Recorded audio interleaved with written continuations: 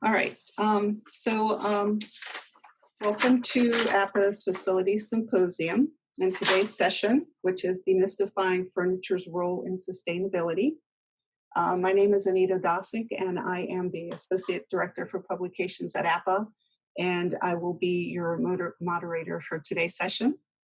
I'm going to turn it over to Jennifer Womack here in a second, but I wanted to go over just a couple of things.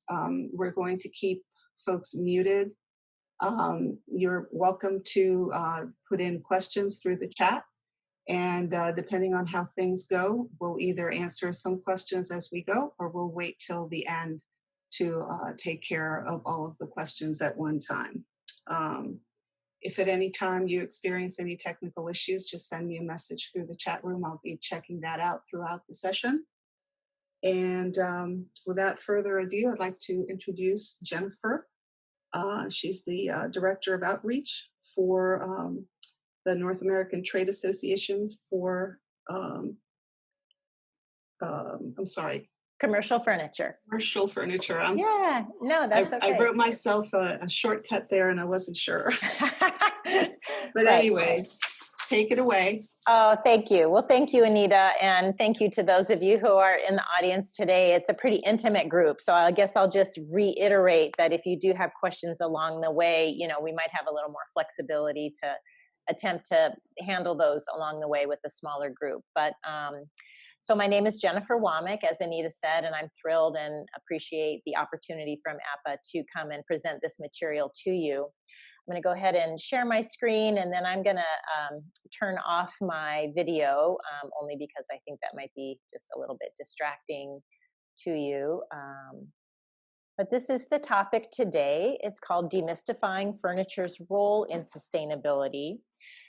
So I will get into describing BIFMA a little bit more as we get in, but you'll understand why the focus of this course is related to furniture, because we were very entrenched in the topic of furniture and all things furniture. So today's course is available, as I understand it, for an AIA continuing education credit. So I just want to make sure you're aware of that. You can talk to Anita about how to get your credit if you haven't already taken care of that. If we were sitting in a room together, this would be a fun point to maybe just have a brief conversation or put some things up on a chalkboard or a sticky note or whatever. But we find that furniture is often a confusing thing for folks. And so we try to ask this question at the front end. So maybe just have something in mind if you want to jot down something as we go through. It might be interesting to see if that question gets answered, or if it becomes less confusing to you. And if it doesn't, that would be a great thing to maybe ask a question about. We will definitely have some time at the end for some Q&A.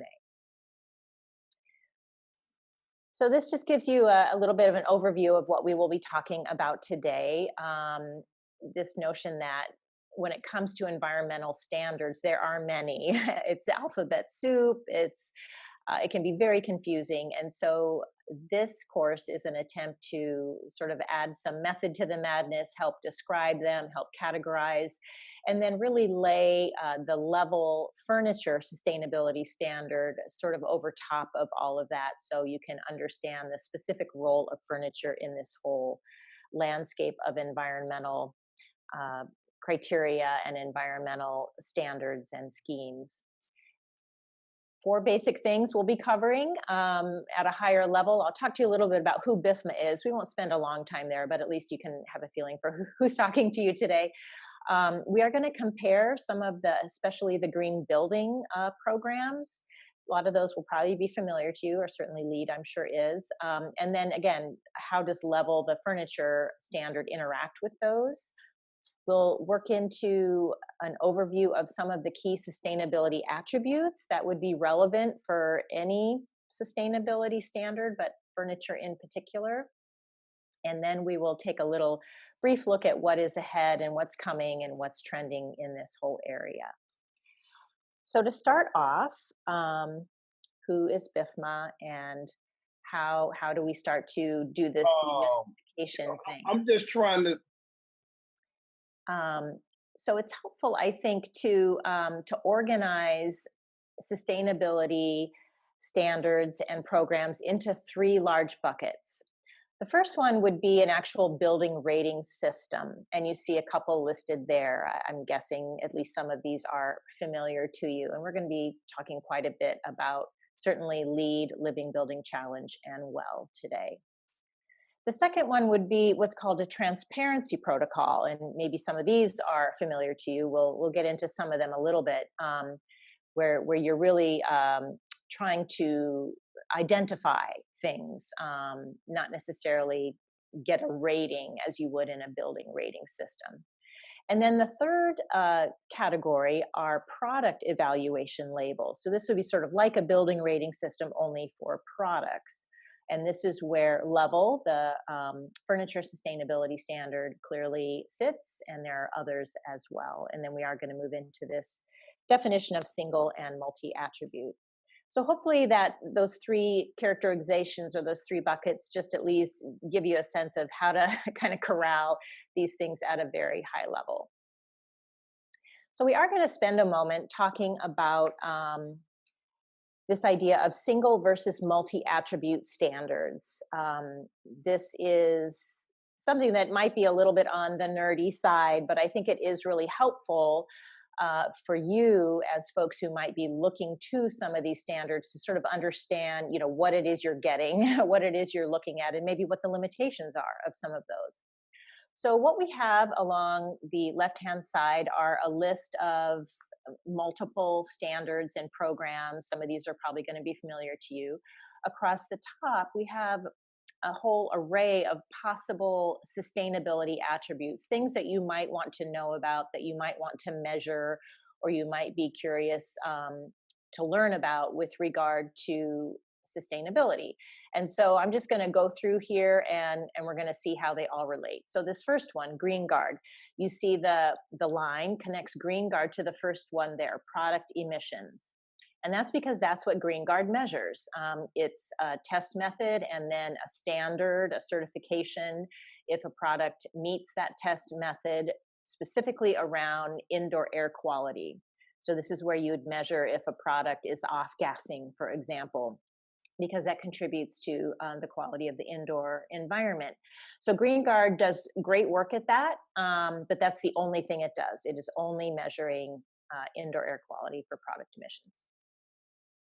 FSC is another one that's pretty well known, Forestry Steward Council, and this is all about forest management. So it's a chain of custody standard, and it's going to help you understand if the wood came from a sustainably managed forest and was harvested in a, you know, to meet certain sustainability criteria, and basically it tracks that tree, so to speak, you know, from the forest to, say, the plant where it was manufactured into, for example, furniture. So it's going to talk to you about wood, but really nothing else.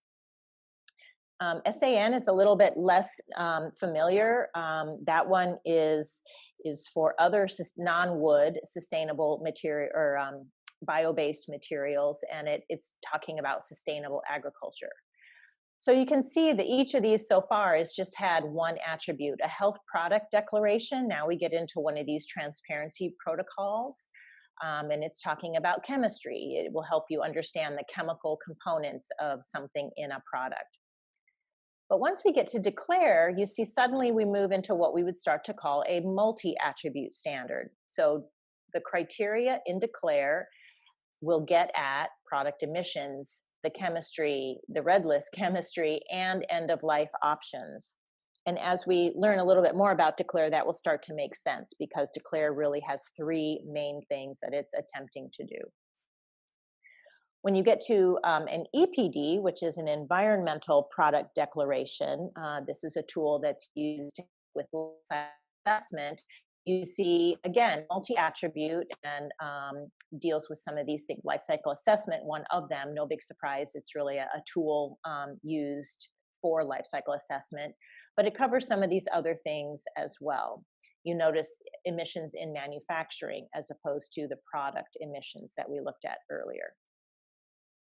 Cradle to Cradle is a product sustainability certification, and wow, it really is covering all of these things. So this would be, again, a multi-attribute standard, but one that would be pretty robust because it's really trying to get at, the breadth of attributes that might fall within a sustainability conversation.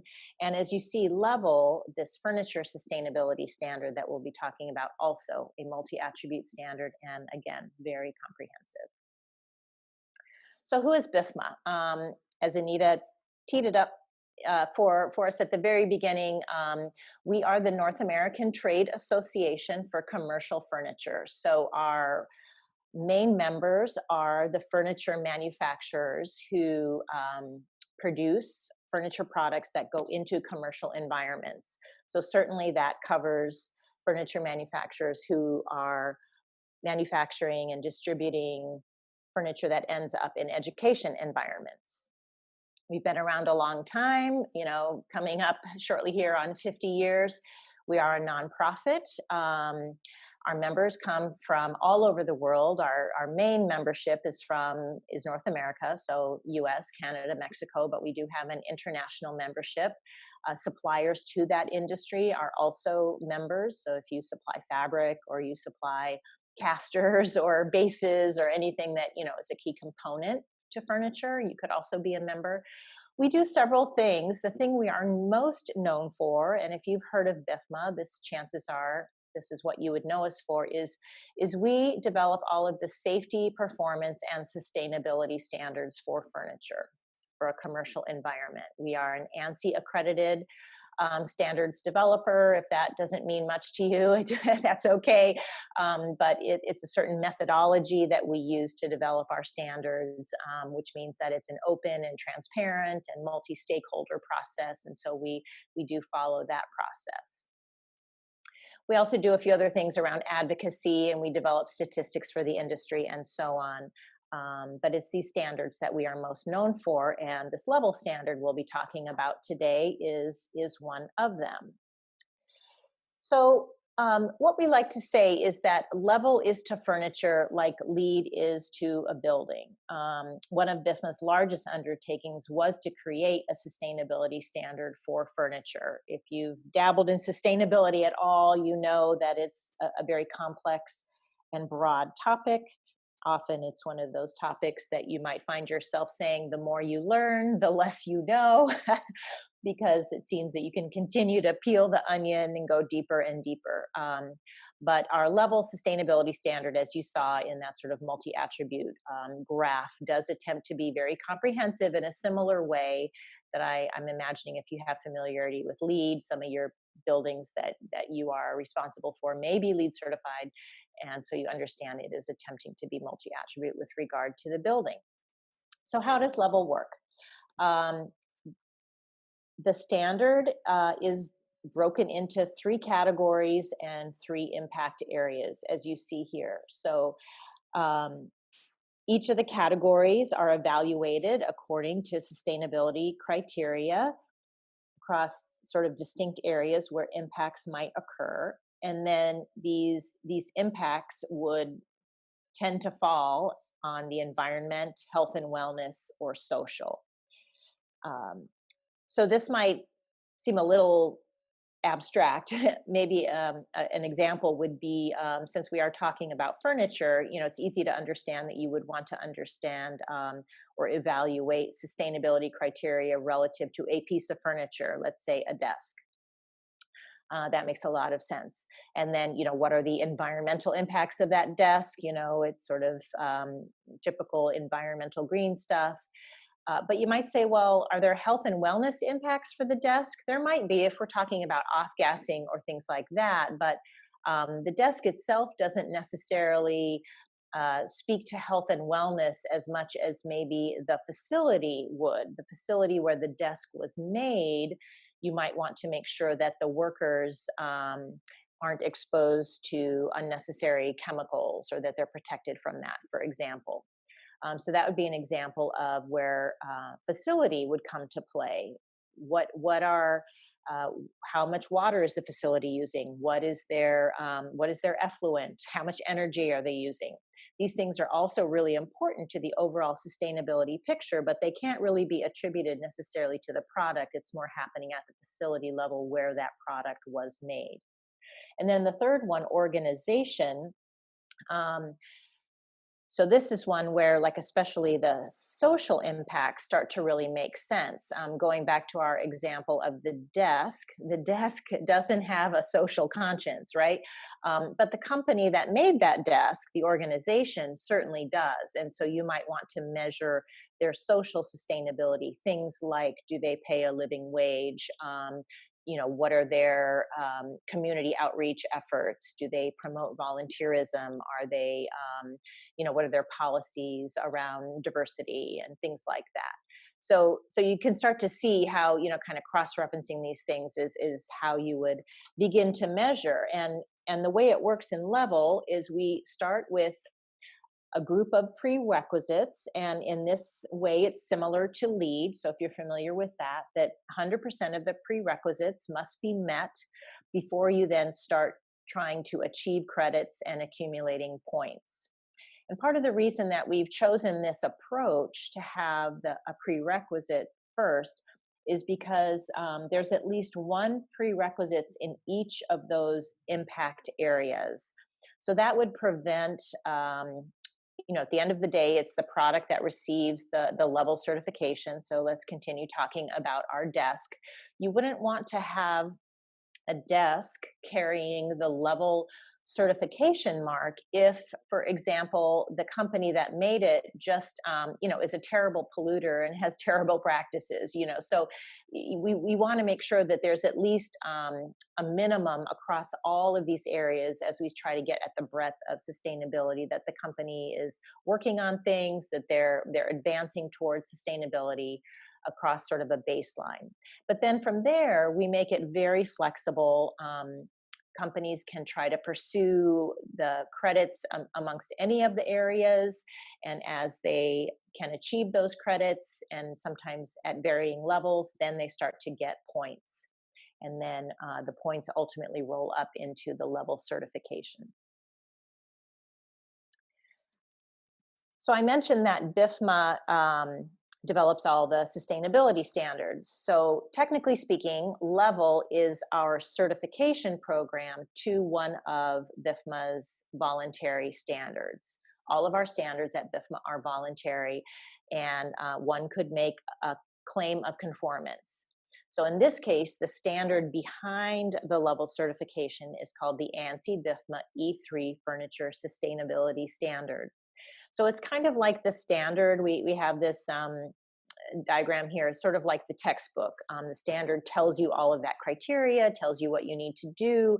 And then level certification is like the exam that you would get at the end of the day. So one can purchase, members get all of our standards for free, but it's available for purchase from anybody. You could read through the standard and take a look at it. But if you wanted to get the certification, that's where a third party would come in and they would verify the claims that you've made. This is similar to maybe like an ISO, if you do that for your facilities or things like that, where it's third party certified. So the proper terminology, if you just want to conform to the standard, you would say, my product conforms to the E3 Furniture Sustainability Standard. If you went to that higher level and wanted to get certified, to be able to utilize the level mark, be shown on the level registry and so on, and call your product certified, that's when you would have to go through this level third-party certification process. So now that we've kind of put that as a baseline, let's start to do some comparison between looking at some of these other third-party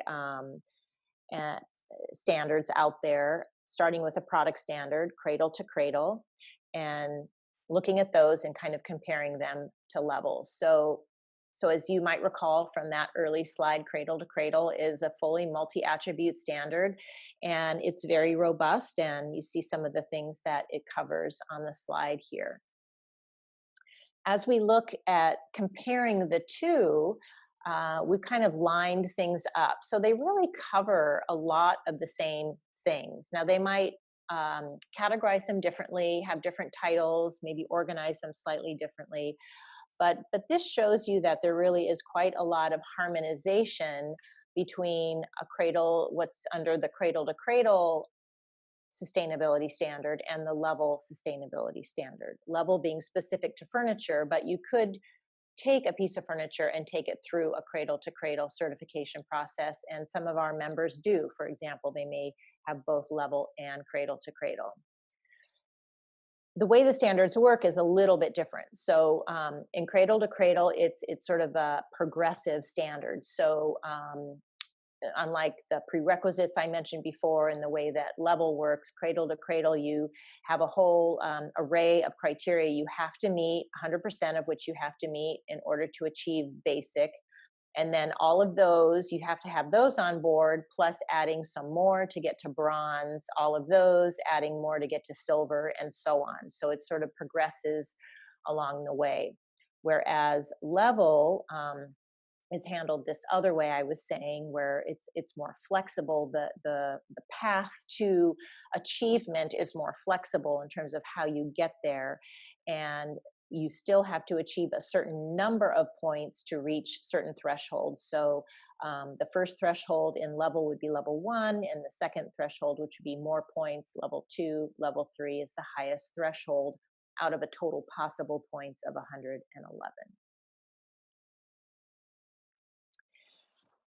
So I mentioned declare, that came up earlier as well. That was one of the first multi-attribute standards that we saw, and it went to a few of the things. There are 3 things that declare really is attempting to do. This is one of these transparency protocols, and something that has a declare label on it has had to answer these 3 questions. Where does the product come from? What is it made of? So this is the transparency, the chemistry stuff. And then where does it go at the end of its life? So that is what declare is really focused on in terms of what it's trying to cover. So if we add declare to our overview and comparison, we see that it's less, because again, it's not trying to even do as much, and they really all fall under this environmental impact. Declare doesn't have any criteria specific to health and wellness or social. You would want to use it in conjunction with some other things if you were trying to get your arms around some of that criteria as well. And as we look at the number of products that have been certified to each of these, that's another way of maybe comparing and contrasting. Certified products that are furniture related. So level, because it's specific to furniture, has about 45-ish hundred. The number ebbs and flows over time. This is when we took it specifically in October 2019. I think right now we're about 4,500 as we've cleaned up a few things on the list, but it hovers around there. So quite a lot of furniture products are listed as level certified. When you look at furniture products that are listed as cradle to cradle certified or carry the declare label, you see the number goes down dramatically. So I think what we're trying to communicate here is if you are looking for sustainable furniture, the level certification is really the one that is going to give you the broadest array of options to choose from. So let's talk about how you would go about doing that. How would you find level certified products? We do have a website, levelcertified.org, which is a registry that BIFMA maintains, and 100% of the products that carry a level certification are listed in this registry. So if something is officially level certified, it will be on the registry. I kind of emphasize that point. We don't have a lot of issues out there with incorrect claims, but if you were to see a product claiming to carry the level certification for North American products, and you went to the registry and you didn't see it there, you'd want to ask some good questions because it should be there if it is in fact certified. And so this database is reachable from, we have a whole level program page where you can learn about Level and learn more about, if you wanted to certify a product, if you were a manufacturer. But going there, you could then also just click on this Find Certified Products. I will also say, maybe even to make it easier still, if you remember one website related to everything I'm going to tell you today, I would say that one website should be BIFMA.org, because you can get directly to Level from our homepage. You'll see this Level icon, this circle here. Click on that and it will take you right to the registry.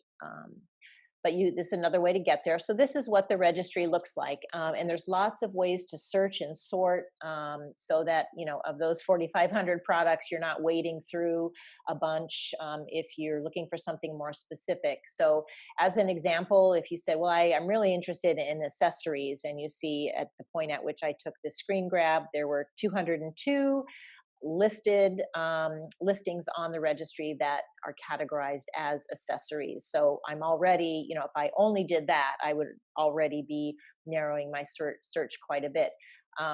You can also, instead or in addition, search on sustainability criteria, specific things. I've marked them all here in this example, but if you said, gee, I really am just wanting to for sure see stuff that has recycled content or something like that.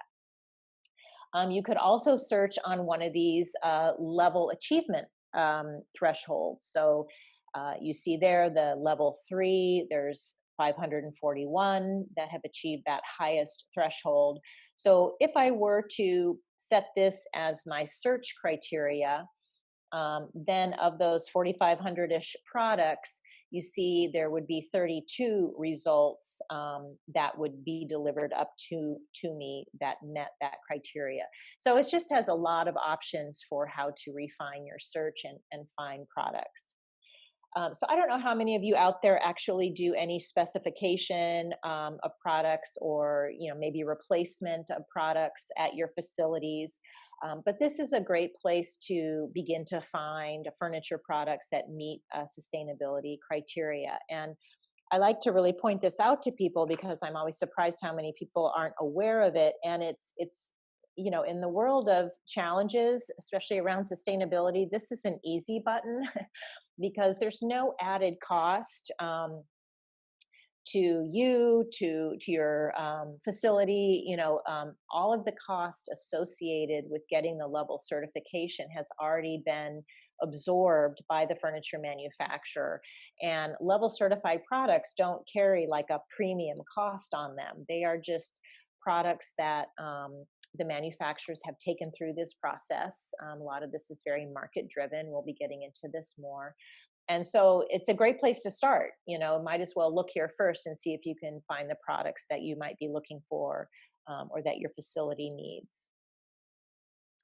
So moving then to our next objective, we're going to look at the kind of an overview of the rating systems and evaluate how furniture kind of relates to them. So of the building rating systems, we are listing the 3, I would say, most prevalent, not to say that there aren't some others out there, but LEED, WELL, and Living Building Challenge are the 3 most prevalent. And so we're going to spend a few minutes looking at those and looking at them across these 4 key areas. They're the building performance, how they address planetary health, how they address human health, and then also how furniture is a factor in one way or another. So we make a claim here, LEED, the gold standard of building rating systems. Not everybody would necessarily agree with that, but certainly they have been around the longest. And this quote from an architect kind of just level sets what LEED is trying to do and has been trying to do since its inception. So if we look at specifically what LEED covers, and there's no doubt that LEED has had an enormous impact on the design and construction of new buildings. And I will say that, I think educational institutions specifically are really to be applauded when it comes to building certifications and LEED certifications in particular. Often it is, especially if if your institution is connected to a municipal, but private entities as well have often really been at the forefront of pursuing LEED certification. So here's just kind of what it covers. So what it's trying to address: healthier living and work environments, or it says work environments. That could easily say healing environments. That could easily say learning environments. Using resources more efficiently, water use, etc. Reducing the material and solid waste that's coming out of the facility, improving the air quality, the water quality, just minimizing the overall impact on the ecosystem. And obviously carbon and greenhouse gas is a huge, and even increasing over time than when LEED first came on board. Lower operating costs. So this is intended to be part of it as well. As you probably know, if you've been associated with getting a LEED certification, it's arduous process. There are costs involved. It's no small thing for an organization to seek a LEED certification. So the fact that one of the benefits over the life of the building is this lower operating costs becomes really important, because that helps offset some of the costs of pursuing LEED certification in the first place. And then promoting the use of sustainable materials. So furniture, doesn't necessarily isn't a building material, but it is part of the interiors. And so we are going to start to look at how does LEED and level, how do they kind of stack up? A similar comparison that we were doing to some of the other product standards. So again, like before, cover similar things, even if they might do it in a different way. Level, obviously focusing on the environmental impact, say, of the product or facility, things like that, whereas LEED is looking at those environmental impacts specific around water efficiency, materials, energy, etc., for the building. But it just I think the point kind of coming from this slide too is that when we're talking about sustainability, there's a lot of sort of synergies around what one is trying to do, what one is trying to improve, or what one is trying to eliminate, or what you're trying to measure, and then how do you then organize it around what that particular standard and how it's doing. So I would say that LEED has dominated the sustainable building market since 2000 when it came out, but there are other standards out there, and WELL is one that has been gaining a lot of prominence over the last 10 years, I guess, maybe 7 to 10 years. This one is an evidence-based system that tries to measure and certify and then monitor the performance of building and the features of buildings that impact health and well-being. So you see, WELL has a little bit different focus. It's not necessarily just the sustainability footprint of the building. It's also now really focused on the health and well-being of the occupants of that building space. The International Wellbuilding Institute is who monitors and certifies to the Wellbuilding standard. But it does work harmoniously with LEED. So I think that's an interesting development as well. So even though they have these different focus, and in some ways that's probably why they can work well together, you can get at a bigger sum total of sustainability if you look at them together.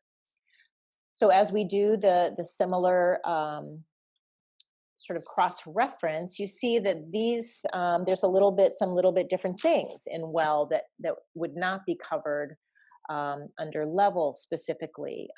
Under, like, say, the water and nourishment category that you see there under WELL, what that is really measuring is, well, like, say, for water. So instead of measuring how much water is used, in the building, which might equate to something like in level how much water was used, in the plant. When WELL talks about water, they're talking about the quality of the water for the folks who are drinking it. So it's the quality of, like, the drinking water.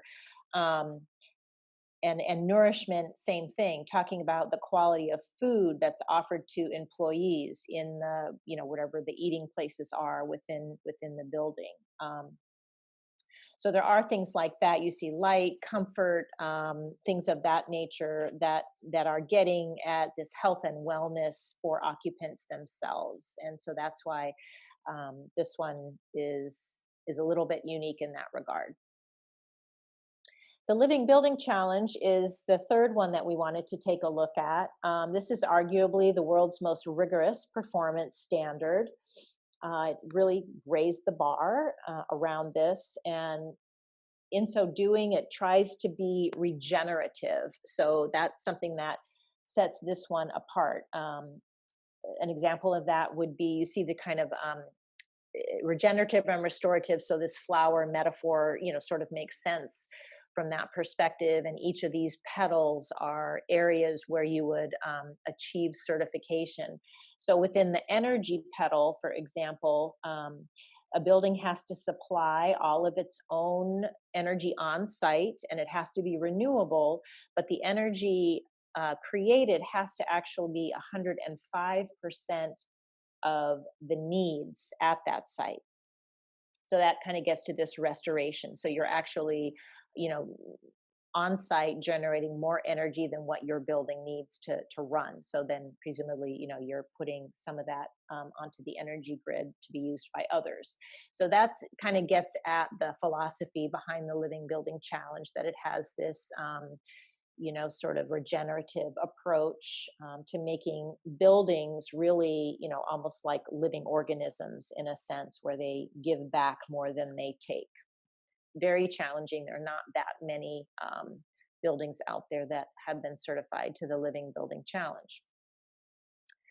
But as we look at the stack up again, really, trying to get at a lot of the similar issues, environmentally, health and wellness. And so you see here, this one is a building rating system, but it does have some of the same, health and social responsibility things that we see in level that are addressed. So with those three standards that you see listed on the left, LEED, Living Building Challenge, and WELL, we put together this chart. Let me quickly say this is not a scientific chart. This is more just sort of relative relationships. But I think, again, for those of you who may be more visual, this can help you kind of put them in context. The dot is intended, its size is just its relative importance within that standard. So what you see, like if we were to look at the row for LEED, you see those three green dots are kind of about the same size. The planetary health is a little bit bigger, and that really speaks to the fact that if you recall back to some of that early quote about LEED and what it was attempting to do, the planetary health was really the driver for creating LEED in the first place. So over the 20 years that LEED's been around, there have been new versions.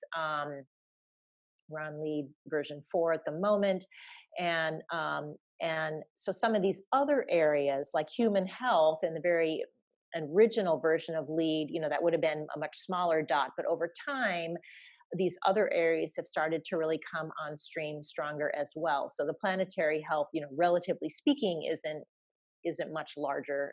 They're starting to be more equal. Whereas I'll jump down to the bottom, WELL, that we talked about, being so focused on the human occupants of that environment. So you can see that the building performance and the planetary health issues, sort of the green environmental traditional stuff, is of relatively less importance. So just kind of helps you understand that. And then if we were to say, well, how does furniture play across all three of these? Is there a role at all for furniture? You can see there is a small role in all of them. LEED has the most to say about furniture, but roughly 10 to 15% of criteria within each of these standards would address something related to furniture. So if we think about all of the things we've been comparing and contrasting, and how there is some synergy between these building certifications and the level furniture sustainability certification, we wanted to take a minute to take it a step further and look at how level even goes beyond those in these three areas that we've talked about. When it comes to environmental impacts, one of the things that level addresses, for example, is a design for environment protocol is part of that. And DFE is a program that helps ensure that evaluation starts right at the very front end of product development. And that's really important because that is often when we're talking about products or buildings for that matter, really when it's still in that design phase is when you're making decisions that essentially lock in or cement a lot of what the future environmental impact will be over the life of that product, material choice being a big one there. So the design for environment protocol really forces you to stop and look at all of that, and it's kind of like starting with the end in mind. And so you're pulling some of those impacts and looking at that stuff before you even start to develop something, so you don't end up with a lot of unintended consequences. When it comes to health and wellness impacts, Level goes beyond here as well in some of the areas. Level has a publicly available list of over 500 chemicals that manufacturers should be aware of and report and ultimately reduce or eliminate from the finished product. So this would also include hazardous waste, air emissions, other elements that might affect the broader ecosystem are also accounted for, both in the product itself, but then also, at the manufacturing and up through the supply chain. And then the social impacts. This entire section is really a perfect example of what Level measures that building rating systems do not. Level accounts for labor, human rights, social responsibility, health and safety management systems, inclusiveness. There's just a whole array of things that manufacturers are rewarded for if they can meet these social impact criteria. And it does, again, go up through the supply chain. So a manufacturer can receive points if their suppliers also adhere to some of these same practices. So you made it through a pretty dense section. Now that we've evaluated Level and kind of in the context of other types of rating systems, let's look at how all of these programs, if we look at them more from a point of view of specific sustainability attributes, and let's kind of compare and contrast. And part of the reason, for as much as I've been saying, yeah, they kind of all try to do the same thing, but they still don't necessarily communicate seamlessly with each other. And this can be part of what can be frustrating for folks in your position. So if we were to look at these 7 sustainability attributes, we're going to march through them rather quickly, one by one, and just kind of evaluate. These next 7 slides are going to be organized similarly, so let me just kind of orient you. You have a few bullet points there that define, what is bio-based or renewable, what does that mean? And then in the lower left, if some of the building rating systems address that particular attribute, we will list them there. If there are other non-building rating systems, like some of those product evaluations, a lot of these would have been those single attribute standards that we looked at early on. If some of those cover that in particular, we have identified that. So bio-based is, as you would imagine, something that is derived from a once living organism. There are some different official definitions between, renewable and rapidly renewable in terms of how quickly something would replenish.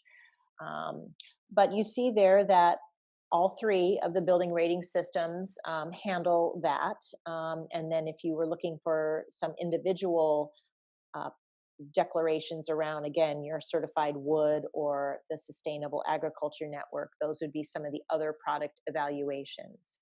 So Level is going to really handle all of these until we get to the very last one. So you can earn points around bio-based and renewable materials in level. When we get to extended product responsibility, this is one that level has some really robust take back and so on programs, and that's where that design for environment protocol can really be helpful, because you are already thinking about end of life again before you even begin to do your design and development. But this is really an important thing, and you see this more in Europe, but it's coming to be stronger in North America, where the manufacturer of a product doesn't sort of wash their hands of it at the point of sale. Maybe you see some examples of what it could be, a take back program. Maybe it's even including or making it very intuitive or easy to know how to recycle that product, making sure it's recyclable at the end of its useful life. So 2 of the building rating systems have criteria around extended product responsibility, and then you see Cradle to Cradle and Declare, not surprisingly on the Declare, because there were those 3 questions that Declare is trying to answer, and one of them was, where does it go at the end of its useful life? So this is something that Declare is very focused on. Life cycle assessment is a tool. It's very complex. It's really powerful, but it can be a challenge to do. It's very comprehensive. So if you see people talking about EPDs, environmental product declarations, that is a standardized format in order to talk about your life cycle assessment data, the data that would have been collected as part of a life cycle assessment, sort of in a standardized format, so that you can begin to do better comparison and all be sort of talking from a similar songbook, so to speak. So that's where environmental product declarations have become a really powerful tool to supplement LCAs. LEED is the only building rating system that rewards going through life cycle assessment in terms of the products that might be used within the building, products or materials. LEED is the only one that if those products or materials have undergone an LCA has some, you get some credit for it. There aren't specific branded programs related to life cycle assessment, but there is an ISO protocol, couple of them that are used, and part of those feed into these environmental product declarations. So that's what we have listed there. Low emitting, this is a critical one. This gets at your indoor air quality, and GreenGUARD is one of the standards there, as is SCS Advantage that you see in the lower right. And so some of those certifications might be well known to you for the indoor air environments that you're responsible for. Interestingly, the test methodology to test for that indoor air quality is a BIFMA standard test method. And 2 of the 3 building rating, all 3 rating systems address low emitting products and materials, but LEED and WELL specifically utilize the ANSI BIFMA test methodology as part of that criteria. Recycled content is kind of an intuitive one. I think, as one might just begin their journey around sustainability, recycled content is one of the first things that kind of comes to mind as being an obvious place that you could have an impact, because it just makes sense that if something is recycled, it would likely have a lighter, say here, environmental footprint than using virgin materials. Certainly when it comes to non-renewable materials, this is usually the case. So, rewarding for that. LEED is the only one that rewards for recycled materials. But the sourcing of raw materials generally is something that all of the rating systems, and certainly Level, tries to look at and will reward you for doing a better job of that.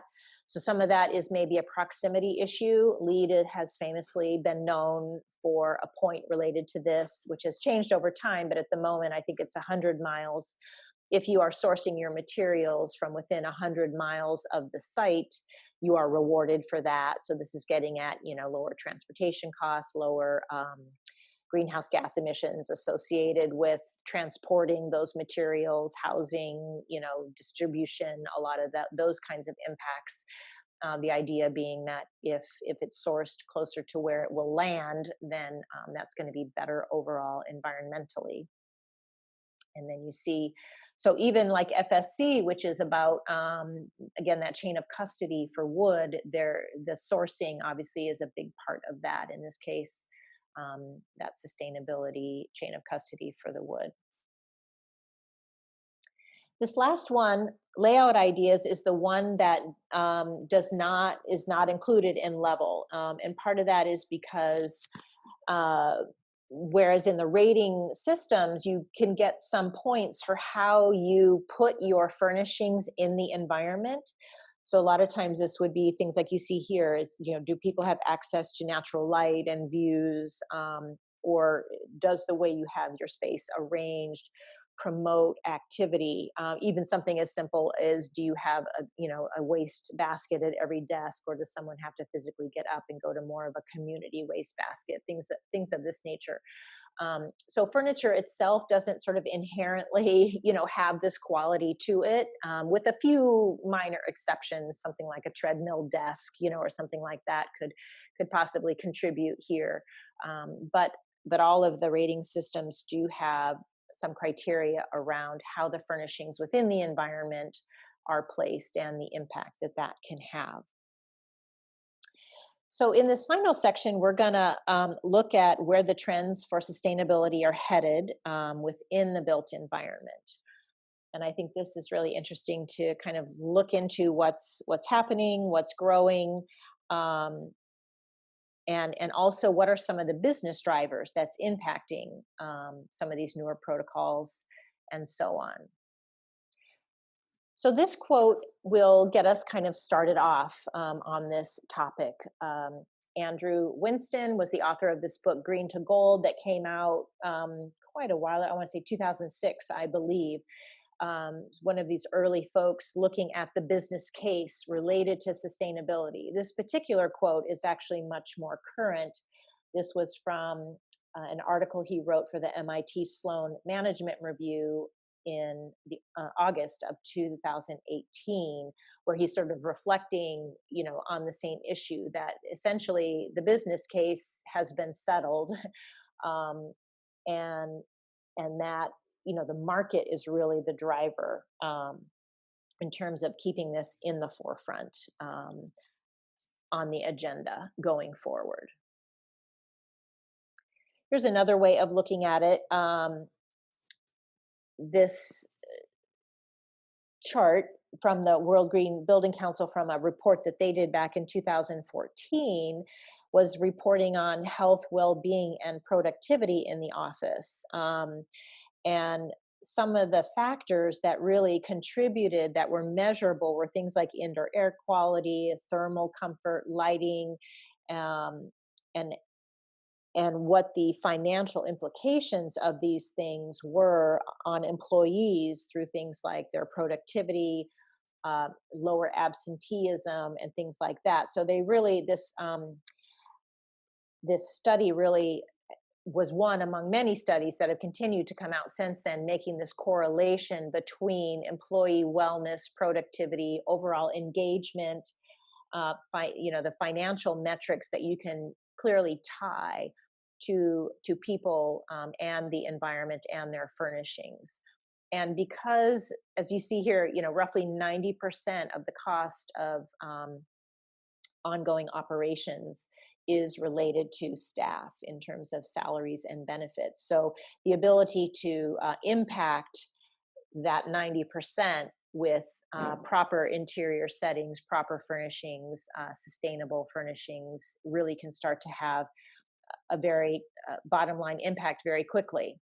So on that same vein, ASID, the American Society of Interior Designers, did a white paper at the end of 2017. They published their research where on their own corporate offices, which was the first building to be both WELL certified and LEED Platinum certified. So the highest LEED level plus WELL.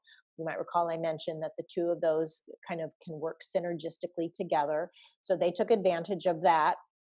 And then they did a very extensive post-occupancy research project, and their findings were that there was quite measurable positive impacts for the occupants. Things like, better physical outcomes, better mental health outcomes, better presenteeism, less absenteeism, and just a lot of things that were able to be attributed to the human-centered design strategies that they had used in the course of meeting the LEED Platinum and the WELL standards. So again, really making that business case in a variety of ways, no small part of which is the occupants in the space itself. Here's another look from the CDC to further illustrate the point. The CDC provides lots of resources for employers to help them develop programs and reduce workplace-related health risks, because they know, and we all know, that the cost of the cost of sort of low productivity to employers is very high. And so this is really one of the drivers behind the WELL building standard. And it's aimed at optimizing building design and operations to improve worker health and productivity. I could have shown some things from SHRM, the Society for Human Resource Management as well, that does lots of statistics talking about, the cost to employers of, sick days, absenteeism, lost time injuries. It's just a whole array of things that is sort of settled science that it impacts a company's bottom line. And I think the social science is continuing to now bring in the health and wellness and the overall well-being and the impact of furnishings on those scores for people in learning environments in your example. FITWELL is a newer standard that is out, being adopted by more and more folks. So you see there who the groups were behind developing it, mostly the CDC and the GSA. So a lot of the early use of this were government buildings under the FITWELL guideline. Furniture does have a specific requirement here, where the environment, they have requirements around especially outdoor space and offering amenities that have things like benches and tables and things for people to be able to get to the outdoors and things of that nature. Healthier hospitals, specific to healthcare environments. Again, a group came together to create this. The 12 health systems were among the largest in the country, and at the time when it was developed represented about $20 billion of purchasing power, along with some of these other organizations. And so they created a standard specific to healthcare environments. In Healthy Hospital Initiative, there is an optional credit specific for furniture products, and the current version of LEED, of Level, the Furniture Sustainability Standard, our current version is the 2019 standard. There's actually a point if you meet the Healthy Hospital criteria, you can get a point within Level. So this is one that, kind of it has gone both ways. Level recognized healthier hospitals, and LEED and some others will recognize sustainable furniture. So we're trying to always look for more and more of those synergies wherever we can.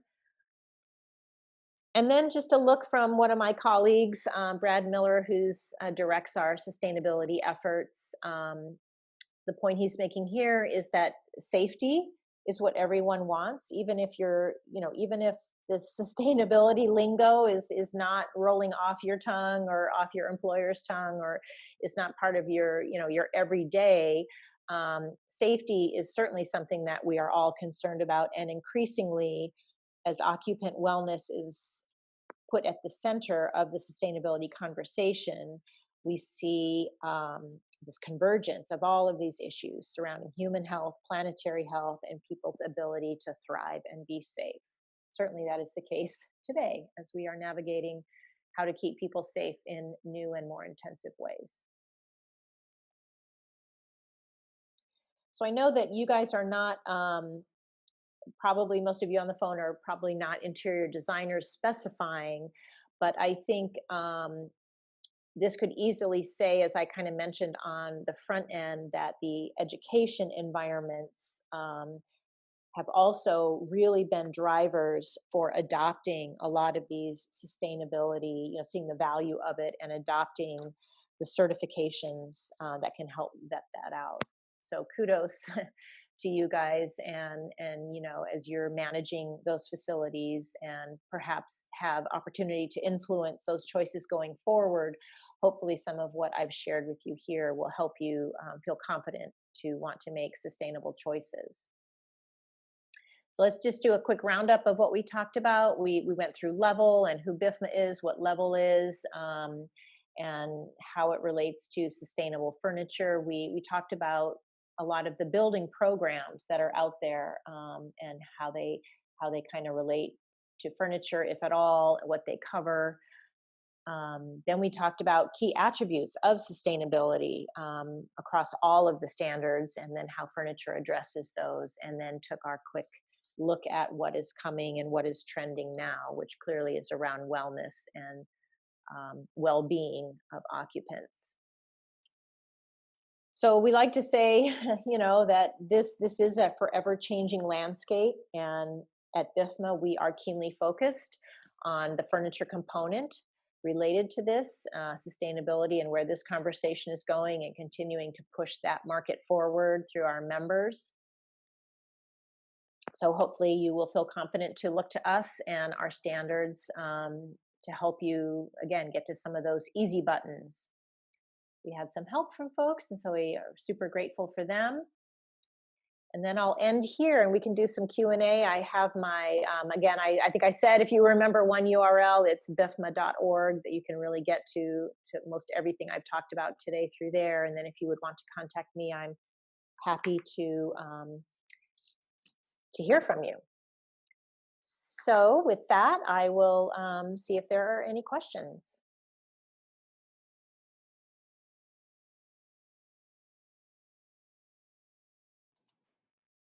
So everyone's muted right now. So if you guys want to have any questions, I see one coming up from Katie, Iowa State.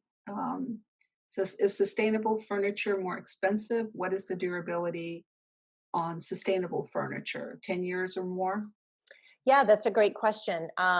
So, this course doesn't really go into all of the other BIFMA standards, which are all around safety and durability. So there's nothing inherently, less durable or less safe. In fact, if anything, you might say more so with sustainable furniture. As we move forward with level, there is criteria in there that is starting to be implemented, that the furniture also has to adhere to the relevant BIFMA safety standard. And to that point, we actually have another program that will be coming out. We'll have a very similar registry to what I showed you for level, called BIFMA compliant. So I would say, Katie, and any others on the phone, that's something we are really trying to especially make sure that folks such as yourselves are aware of, and you can learn about that at BIFMA.org. So usually 10 years is the considered lifespan for all of the BIFMA standards, with a few exceptions. We have a couple of standards that speak to, that are called occasional use. We have an occasional use seating standard, and so that one has a 5-year lifespan. but none of the safety criteria has changed, only some of the durability criteria, with the idea of folks who want products that maybe they don't need a 10-year lifespan. But 10 years is the typical lifespan, as identified in the scope of all of the BIFMA standards, unless they are those occasional use ones.